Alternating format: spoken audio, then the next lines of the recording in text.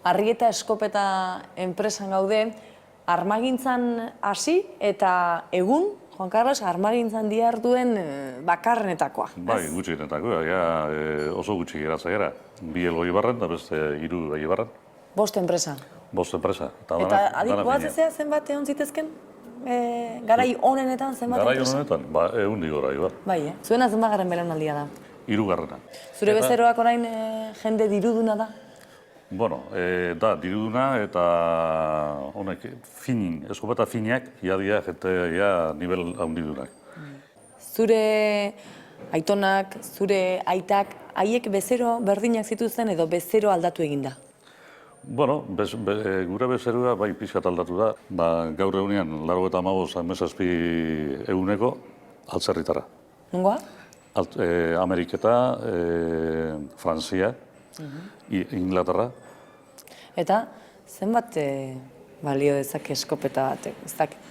Eskopeta gaur egunean guriak balio dute gutxi gara bera 5.000 eurotikan eta 25.000 bitxartia, euro bitxartia. Eta ze bezeroa dauzkazu? Persona ezagunak, adibidez, bai? Bai, badira ezagunak. Bata Dinamarkako Henrik badauka, hango prinzipiak. Oinda denbora gitxi hon zaramen finka baten gure eskopetekin eizian Holandako printzipia.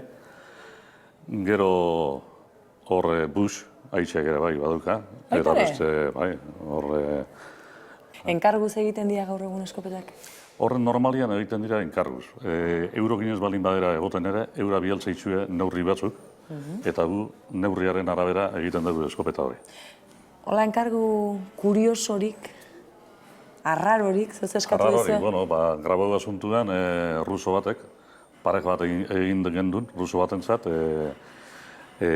emakumiak narru gorrerik, tigriekin da sirenak eta lakoa. Hemendik pieza hauek ateratzen ditugu. Bai, hemendikan etaratzen da pieza bat, torneatzen apizka laguntzeko, eta gero hau dana, hau barrua eskuz egin da dago. Zenbat langiliz da bete gaur egun? 17.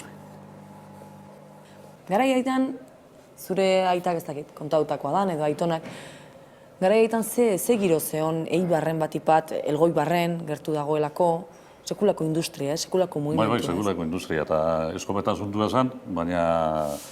Demasa.